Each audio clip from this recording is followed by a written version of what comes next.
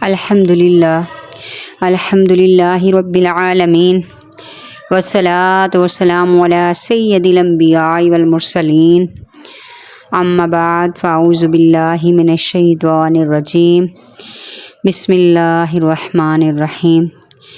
کروڑوں درود و سلام آقا دو جہاں سرور کائنات محبوب رب اکبر صلی اللہ تعالی علیہ وسلم پر۔ آج کا بیان ایک حدیث مبارکہ کے مفہوم سے ہے۔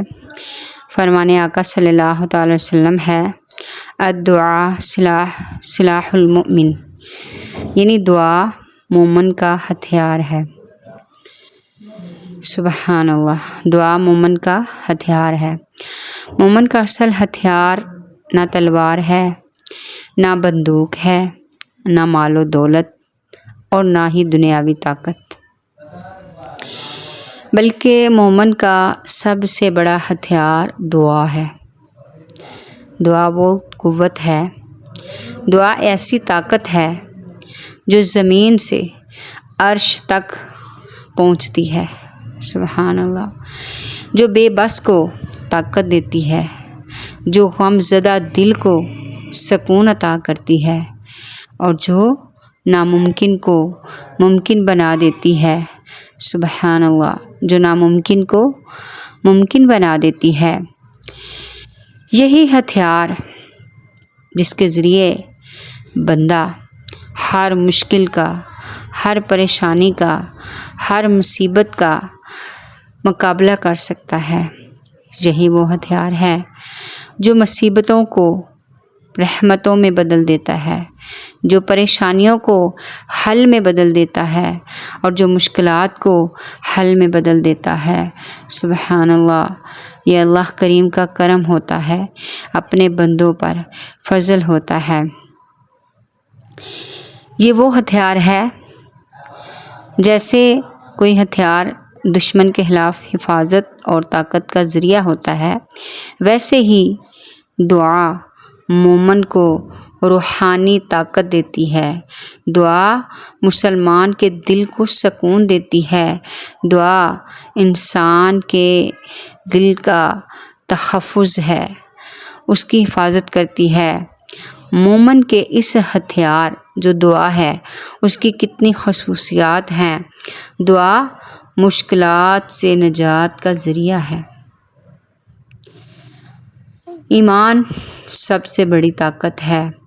صبر اور تقوی میدان عمل میں کامیابی کے ہتھیار ہیں۔ ذکر الہی، اللہ تبارک و تعالیٰ کا ذکر کرنا، اس کو یاد کرنا سوچوں میں، زبان میں، اور قرآن دل و دماغ کو سکون اور روشنی دینے والے ہیں۔ یوں کہا جائے تو مومن کا اصل ہتھیار وہ تعلق ہے، وہ رابطہ ہے، وہ تعلق ہے جو وہ اپنے اللہ سے قائم کرتا ہے، جو اللہ کے ساتھ بناتا ہے۔ اصل چیز تو رشتہ ہے۔ جب کسی کے ساتھ کوئی رشتہ جوڑا جاتا ہے، کوئی تعلق جوڑا جاتا ہے، تو وہ جتنا اس کے قریب ہوگا اتنا ہی وہ اس سے زیادہ فائدہ حاصل کر سکتا ہے۔ تو اللہ تبارک و تعالی جو رب العالمین ہے، جو ارحم الراحمین ہے، جو ہماری شاہ رگ سے بھی زیادہ قریب ہے، لیکن ہم دنیا میں غفلت میں ڈوبے ہوئے لوگ بس اللہ سے دور ہیں۔ جتنا ہم اپنا تعلق، اپنا رابطہ رب کی ذات کے ساتھ مضبوط کرتے جائیں گے، اتنا ہی ہم زیادہ فیض حاصل کرتے جائیں گے۔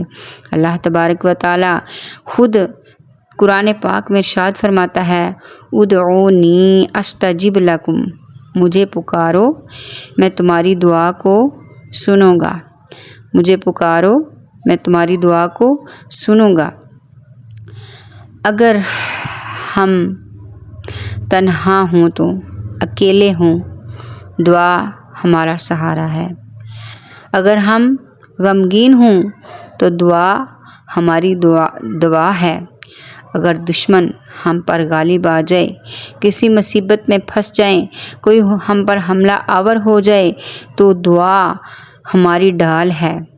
یاد رکھیے، جب مومن اپنے ہاتھ اٹھاتا ہے، جب اپنے ہاتھوں کو، اپنی جھولیوں کو، اپنے دامن کو اپنے رب کے حضور پھیلا دیتا ہے اور دل سے کہتا ہے کہ اے اللہ، میں تیرے سوا کسی کو نہیں جانتا۔ اللہ اکبر۔ کہنے کو تو یہ ایک جملہ ہے کہ اللہ، میں تیرے سوا کسی کو نہیں جانتا، لیکن جب واقعی دل کے یقین کے ساتھ بندہ ان الفاظ کو ادا کرتا ہے تو ہم نہیں سمجھتے کہ ان الفاظ میں کتنی طاقت ہے، کتنی قوت ہے، کہاں تک یہ الفاظ ہمیں لے جاتے ہیں کہ اللہ، میں تیرے سوا کسی کو نہیں جانتا۔ تو پھر کیا ہوتا ہے؟ تو پھر زمین و آسمان کی ساری طاقتیں اس کے ساتھ ہو جاتی ہیں، زمین و آسمان کی ساری طاقتیں اس کے ساتھ ہو جاتی ہیں۔ اللہ اکبر۔ تو اللہ تبارک و تعالی پھر اس بندے کی طرف متوجہ ہو جاتا ہے، اللہ کی رحمت اس کی طرف متوجہ ہو جاتی ہے، وہ اللہ کا قرب پا لیتا ہے۔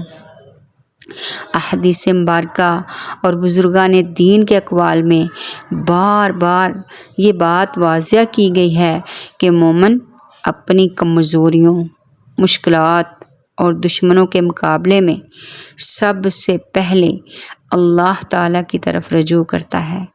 یعنی مومن کی شان بیان کی گئی ہے کہ مومن ادھر ادھر نہیں دیکھنے والا ہوتا، مومن رشتہ داروں کو دیکھنے والا نہیں ہوتا، مومن اسباب پہ یقین کرنے والا نہیں ہوتا، بلکہ مومن اپنے رب کو یاد کرنے والا ہوتا ہے۔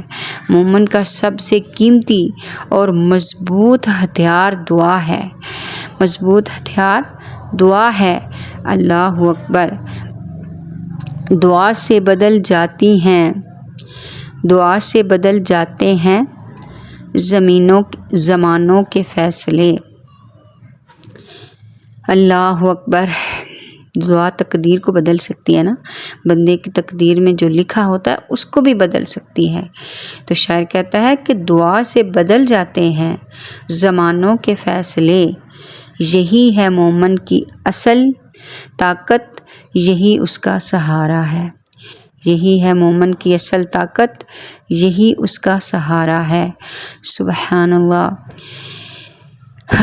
مومن دعا کے ذریعے اپنی مصیبتوں کو ایسے ہی دور کرتا اور ان کا علاج کرتا ہے جیسے ہتھیار کے ذریعے اپنے دشمن کو دور کرتا ہے۔